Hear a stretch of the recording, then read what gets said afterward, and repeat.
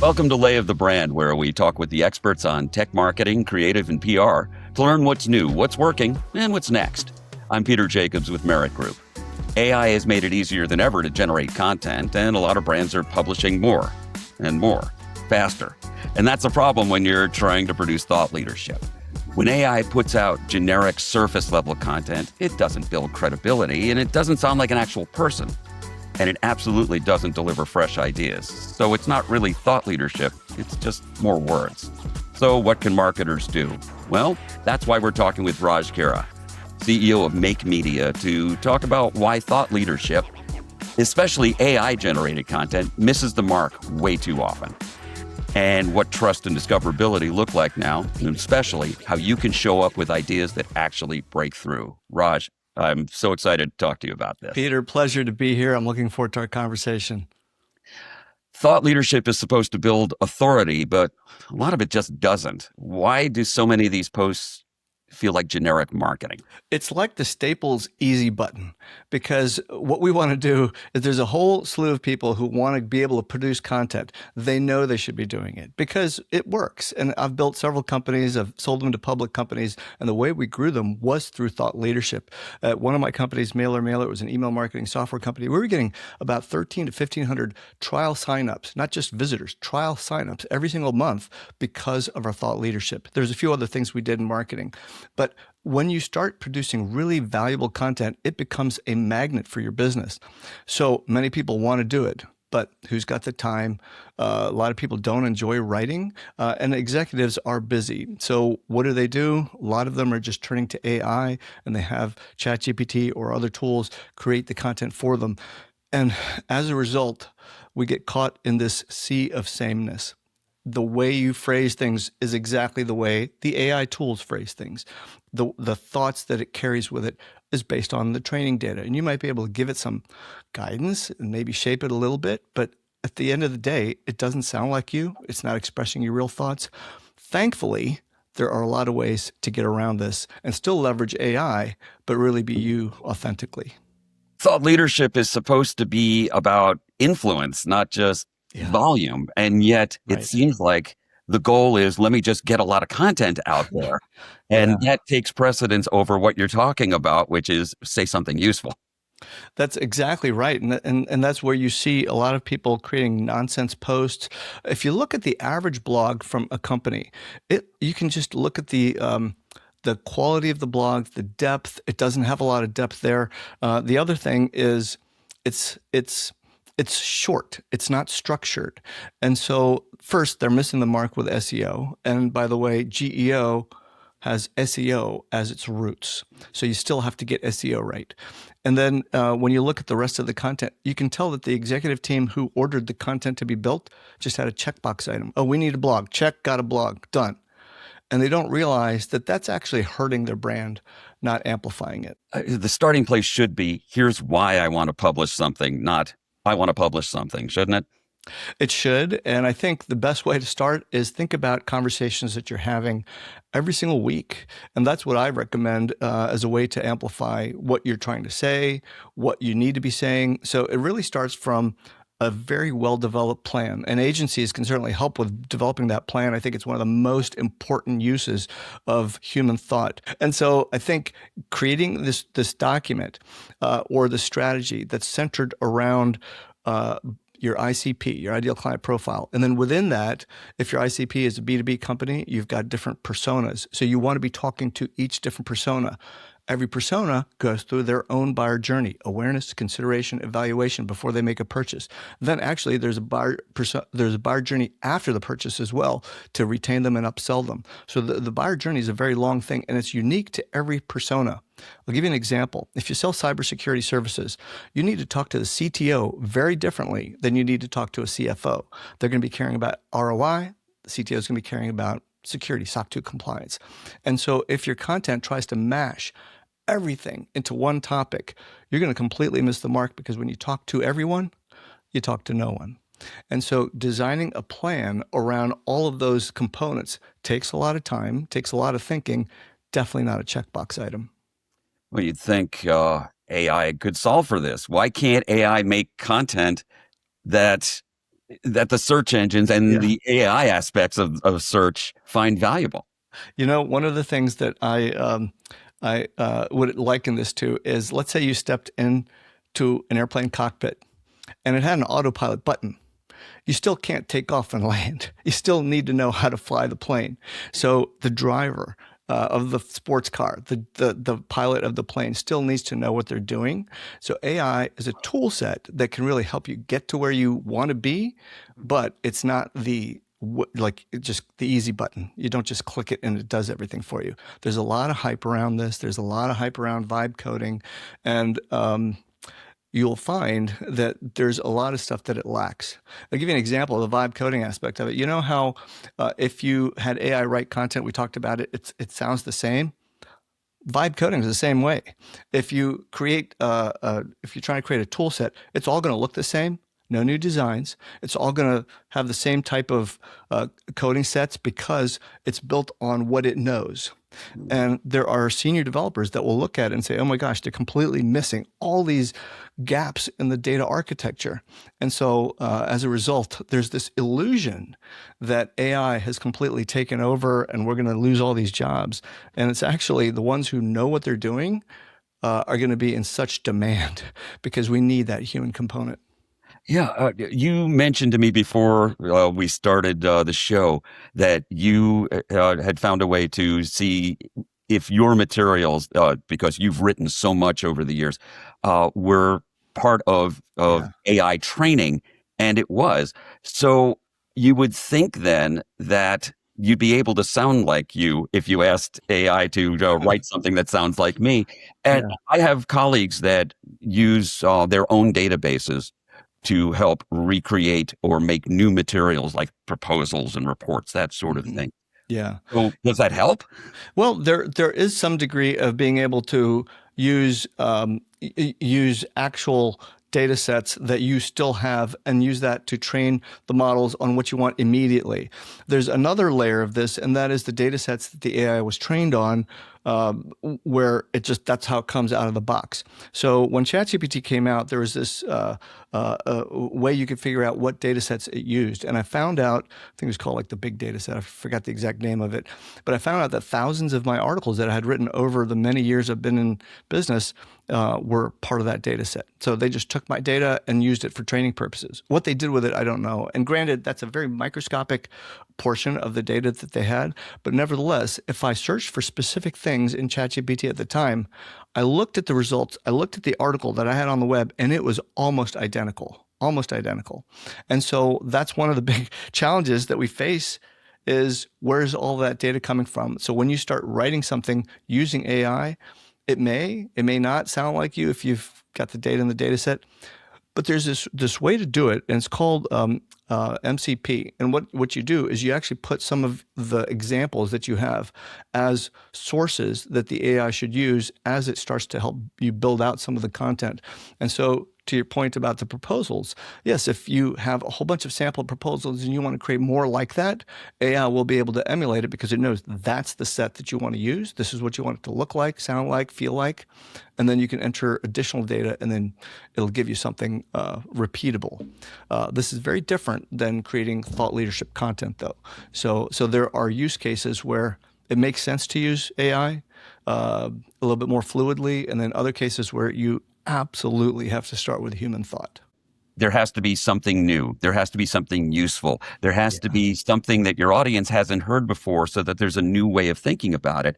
Yeah. And you have to have the credibility and the authority to actually make that statement. So what happens when AI is involved in producing it? And I'm thinking of Google's EEAT standard. Yeah, I heard that come right through when you were saying it. And so experience, expertise, authoritativeness, and trustworthiness. That's what EEAT stands for. And that really is still the gold standard. And a lot of people will say that that's all you need to do, like if you're only focused on Google search results. But when you think about it, when you read, it's like a 150-page document. They really think through, are you qualified to be talking about what you're saying? And that's what these newer algorithms are starting to do. I'll give you another example. So about a year ago, LinkedIn changed their algorithm. People have been seeing it for about 6 to 8 months now, but they actually changed it a little bit before that. It's called a 360 brew.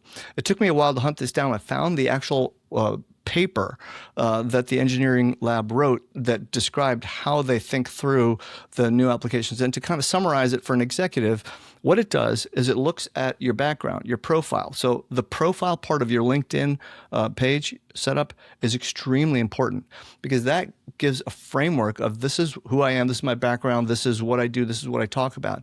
So then when you start posting about something completely different, there's a mismatch. And so the algorithm says, well, this person really isn't qualified to be talking about that topic. It may also go out to other places and find things about you too. I don't know. But when you start to align the things that you're posting about with what's in your LinkedIn profile and the title, that starts to amplify it. It starts to really expand your reach. And so that's one way to start looking at it. A lot of algorithms are headed in that direction. Are you qualified to be talking about what you're talking about? Right, which makes sense. It's more difficult if you haven't written a lot in the past, if you haven't been that visible. Everybody wants to be a thought leader, and everybody wants to contribute to the industry conversation and to connect with their audiences with something that that audience is going to find useful. So are we saying that credibility and experience can't be automated? I think we are. Well, let me put shine a different light on this for a second. So let's pretend for a moment that we're not working for the companies that we're currently at. Maybe in 10 years, we're going to be somewhere else. If you're not out there sharing how you think, not just like company posts, look what we did, look at this new feature we built, all those kind of things, that's all fine and good. But if you're not actually sharing how you think, when you want to change jobs, or if, and an example I use all the time is if you are over 50 and you lose your job, it is going to be very hard. Age discrimination is real. We can say it's not. It is very real. And so you're going to have a hard time finding a job. Your resume will not save you, but your network might save you. And if people know how you think and they've watched you think for years, that shapes how you're going to be able to land on your feet in the next chapter of your life. And so I think we really need to look at the sharing of content, not just as this is what I'm going to do for my company right this minute. This is really something very personal and deep that you should think about in terms of your professional goals. I've had a lot of discussions with people about personal brand, and this absolutely is essential to it. Yeah. If you're not participating. And I tell people, start out by commenting on something that you saw. But don't just say, yes, I agree. Explain what you agree with and why you agree with it, and then add a little bit more. That's a good way to ease yourself in. Yeah. And so I fully agree with that. The easiest way to get in is just to comment thoughtfully. A thoughtful comment is not, I agree, or great post. That's not thoughtful. Comment on what you think of what someone said, and comment respectfully and thoughtfully. I actually have talked to people who said, well, I'm afraid of people trolling me. I don't want to get trolled. So I have a 3-step process that I use with trolls. So the first step is I block them. The second step is I go on with my life. And the third step is there's actually no 3 steps. It's just 1 step. And so that's how I deal with it. And I remember one time I was posting some comment, I think I was posting something, and someone saw the backdrop. So I've got Ansel Adams pictures in my backdrop, and I've loved Ansel Adams since I was in high school. And so instead of commenting on the actual post, he started complaining about the posting, the posters I have in the back. And I was like, what kind of comment was that? And I just ignored it. He did it again. And so at that point, I was like, life's too short. Why deal with these people? I'm not going to engage. I just blocked him. That was it. Right. The guy used to be someone in a community that I knew 20, 30 years ago. And I just blocked him. That's how you deal with trolls. Yeah, that's part of your personal brand also. It's deciding who you want to engage with, how you want to engage, and then having a position and sticking with it. Yeah. But also being open-minded enough to adapt as you learn new information. Yeah. What I recommend for someone who wants to be more active, but doesn't know exactly where to start. So certainly the comments, just going through your feed and maybe just posting a comment on people who you already know in your community, that's a very safe, easy way. They're not going to jump down your throat for whatever you're saying. Now, the other part of this is everybody has conversations every week. Customer conversations, vendor conversations, teammates. Could be with your family. It could be professional development courses you've attended. Maybe you went to an event. There's so much that happens in every week that we can talk about and just share. And so there's one thing that many people get confused by, and that is, well, what's the metric that I'm being successful? And they think that it's the number of likes you get on your post. Well, it's actually very easy to get a lot of likes. All you got to do is when you're at an event, take a picture with someone, tag them in it. Everybody loves looking at pictures of people at events. They'll always click like. You will get a lot of likes, more than your average post. What's going to make the phone ring? What's going to get somebody to say, I need to speak to this person, start a conversation? That's when you start to get into deeper thought leadership posts. And it's not just about the stuff that's happening in your world right now, like new features or we're launching a product or something. People really want to see how you're thinking through a problem. So I'll give you an example of some of the content that's worked well for me. I started sharing how I'm building this new company, Make Media. And I didn't just talk about, here's the tool set we're building, here's the problem we're solving, which is a pretty neat problem we're solving. But I started talking about all the problems I was having building the company. And I made it into a weekly series I call Startup Diary. The number of comments, Peter, that I get on that, not online, in person. I will go to networking events and I will get 3 or 4 people constantly picking up the conversation where my LinkedIn post left off. And it's amazing. Those are the things that start conversations. That's actually how we went from what I thought was going to be 30 beta users to 275 very quickly, is because people saw how we were solving the problem, how we were thinking. And that really makes a big difference in your content. And we all have these things happening every single week. Just talk about it. You just basically described what makes human thought leadership different from machine thought leadership. Exactly. It's the lived experience. Yeah. And then you shared it like a person, like you would with somebody you're face to face with, but you did it online. Yeah. And that's something that I haven't seen AI be able to replicate yet, because it doesn't have lived experience. It's reacting to other people's lived experiences. So let's start with the idea that you're a CEO, you're other C-suite leader, you're an IT leader, you're a sales leader, and you want to start creating thought leadership content. What should you be thinking about? Okay, so this is actually what Make Media is designed to do, is to make this process very fast, very fast. And so I was thinking back, the reason, so I didn't just like come up with this idea and built the product, which is the way a lot of people build products.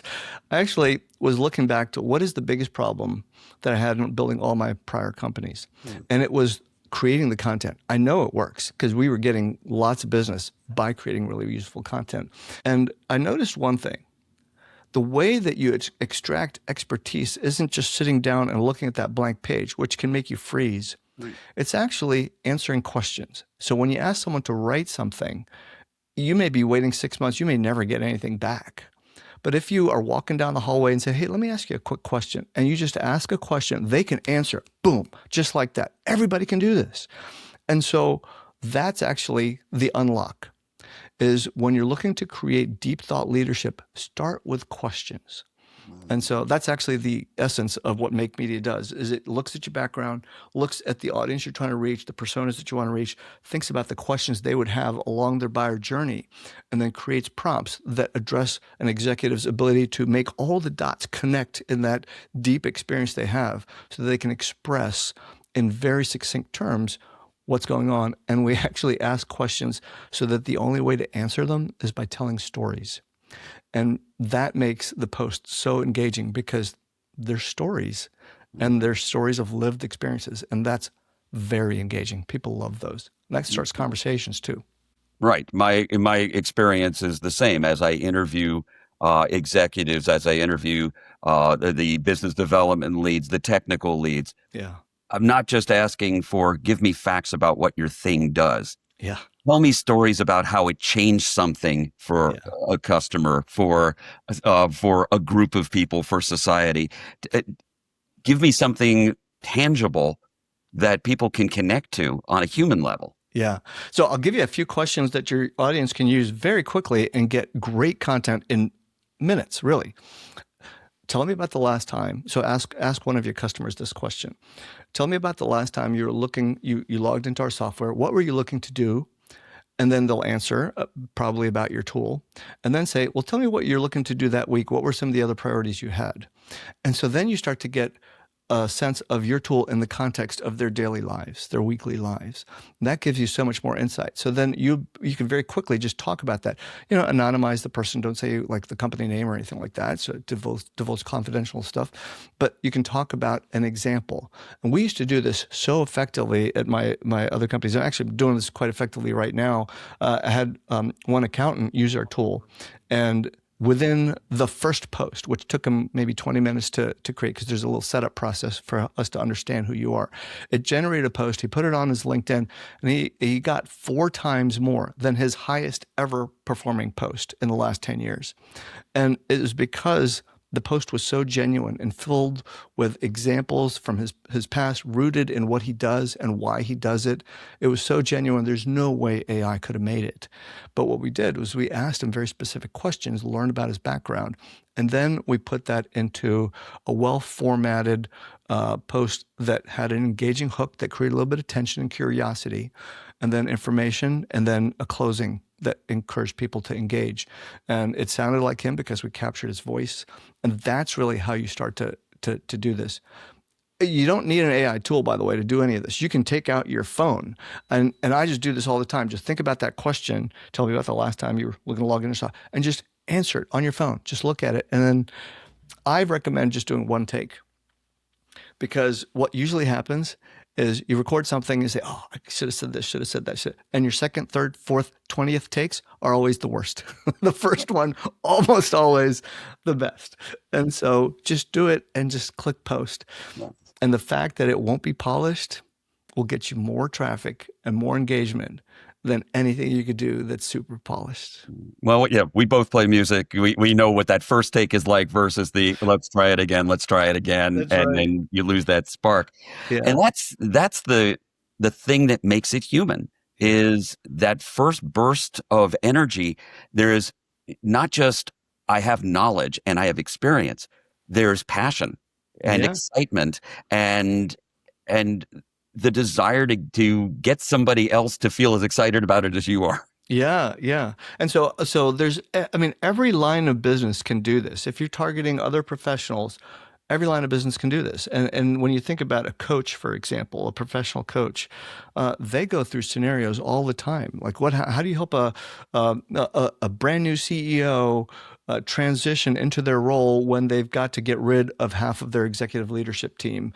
And what's the first thing they should be doing? And an executive coach who's seasoned can actually answer this question and walk through how you would think about that situation. And when you post something like that in your in a raw video, or maybe as a post, the other executives who are out there, they will look at it. And the one phenomenon that everyone needs to know is that CEOs rarely engage with posts.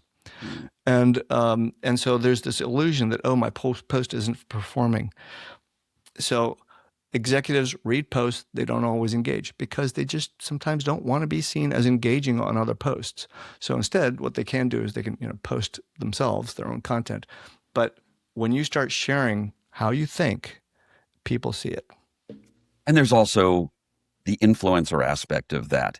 Yeah.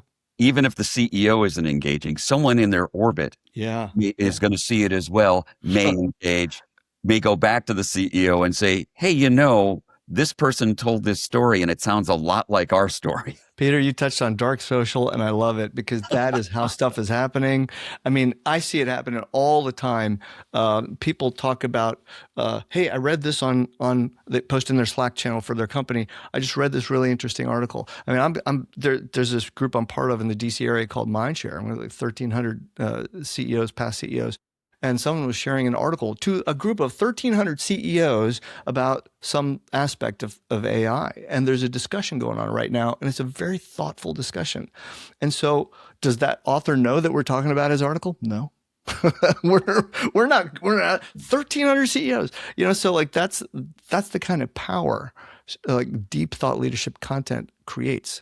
So every executive sees trends in their industry, and they can probably comment on those trends. And so do it. That's your thought leadership. And then every now and then I get some pushbacks that, well, I don't have any time to do this. I need to hire an assistant to do this. Well, let me tell you, OpenAI, Anthropic, and other very large companies, Figma, are paying $200,000 to $700,000 a year for one person to follow the executive around, the CEO around, and create content for the one person. And so if you're not doing it, these AI companies are doing exactly that. So you need to really, use that as a model, right? Yeah, that's wow. My God. Yeah, they're making more than most CMOs, actually. Seriously. And you think about what is the result that they're looking for from that? What do they think is the outcome of somebody producing content in that way? It's the human aspect of it. It's showing what they're doing as a company. It's talking about the influence that they're trying to have on the world, the impact that they're having on the world. Now, the type of content that you post as an executive will be different if you are, say, under $10 million in sales versus a company that's over 10 million. So let's say you're a CEO of a company that's below 10 million, maybe even below 5 million. You want to actually start posting more educational information about how you solve certain problems, the benefits that some of your customers are seeing, things like that. A little bit more, I don't want to go all the way and say instructional, but it will be a little bit more into the weeds. If you are running a company that's over 10 million, definitely over 50 million, you need to be talking about trends that you're seeing and the investments that you're making as a company and why.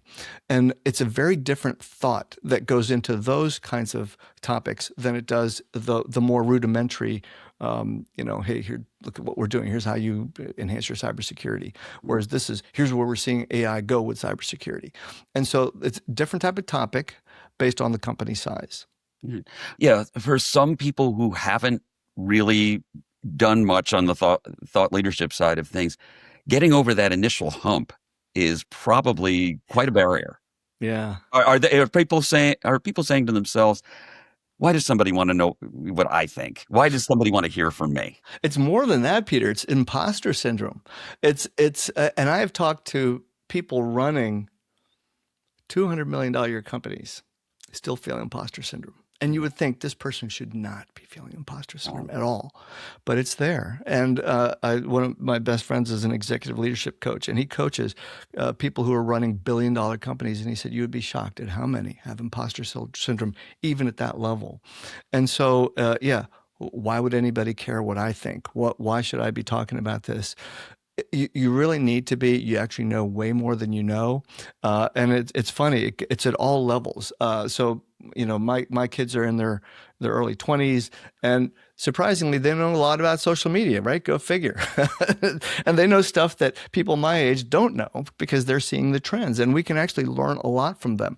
Yet they're like, "But what? This is just so obvious. This is what all of us. Everybody does this kind of stuff, Dad. And I'm like, you don't realize how many people who are my age need to know what you know. And so just start talking about it. So any age you are, you can really be sharing stuff. And that's actually the beauty of sharing your knowledge. We all have it. There is one thing you want to balance. There's one guy I remember seeing on LinkedIn, and he looked like he was about 2 years out of college, and he posted, his job title was LinkedIn Algorithm Expert.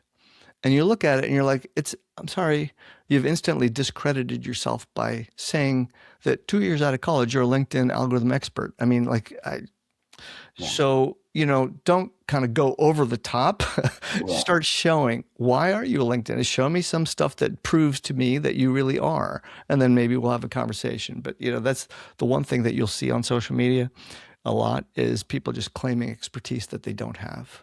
I think that may be because of the democracy of social media, where anybody can be anything because we all have the same ability to reach, even if we don't actually have the reach yet. That's right. And the line that a lot of these people use is the blank blank is dead. SEO is dead. Email marketing is dead. Everything is dead. Oh, for crying out loud, please. But remember, content is king. We can't forget that. That's right.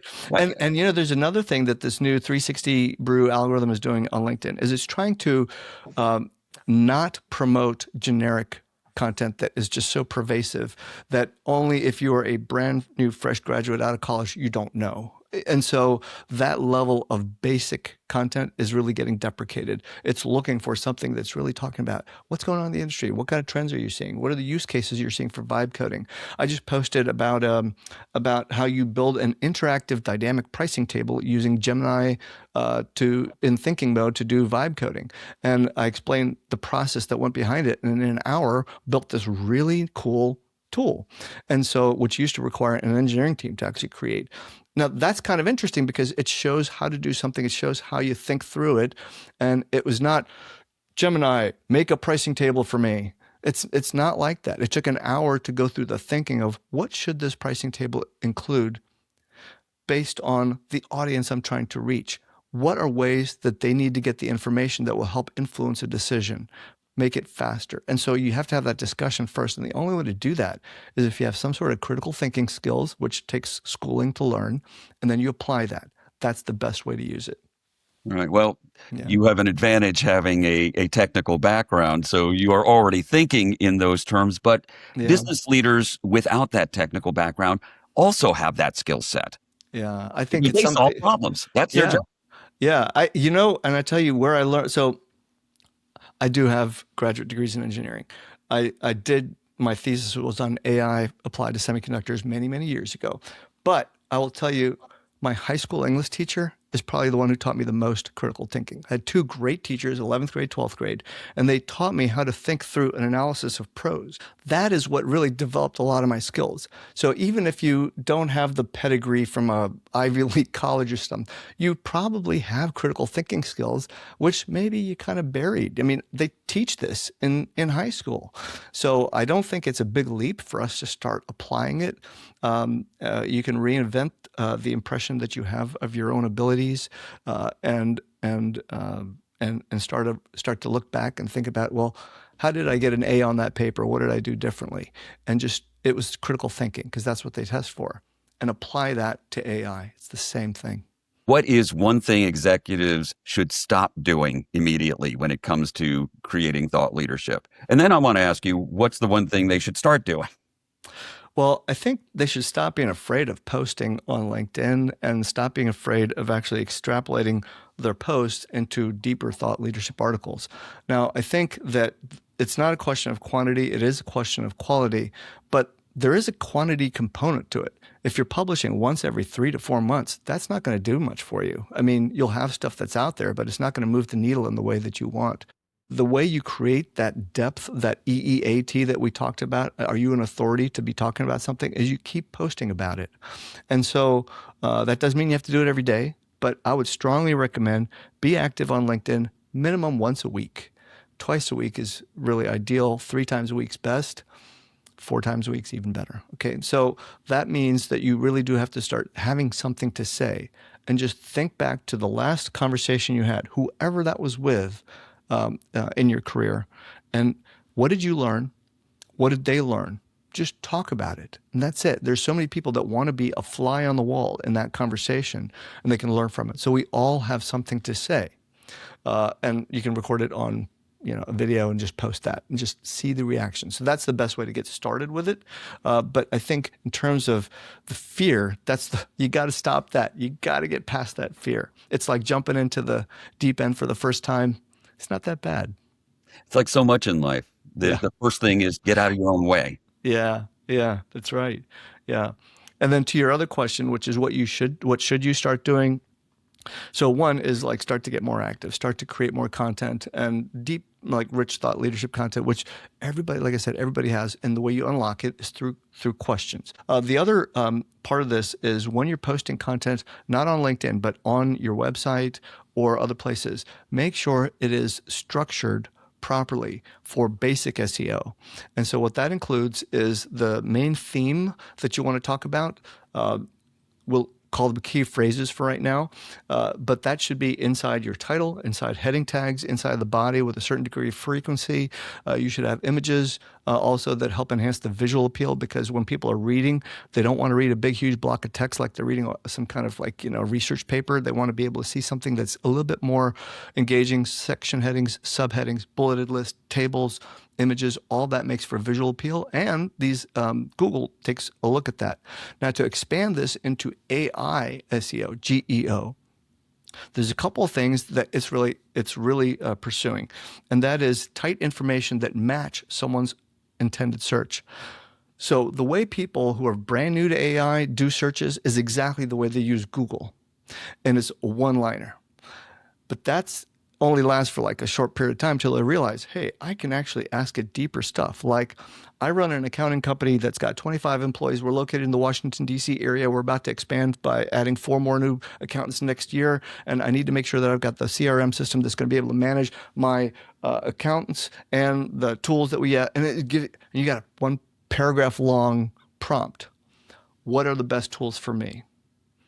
And so now, if you have content about a CRM for accountants and for small accounting companies, and you explain use case, that content actually has much higher likelihood of getting found for that specific prompt. So now you think about this, like, wait a minute, Raj, does that mean I need to create content for every single use case, every single persona? Yes, you do. And that's the thing. That's the content explosion. And this is such an advantage, because when people realize, oh my gosh, there's a mountain of content that I should be creating, they freeze, they stop, they don't do it. It creates a massive opportunity for people who are like, all right, let's go, let's do it, because they will get found.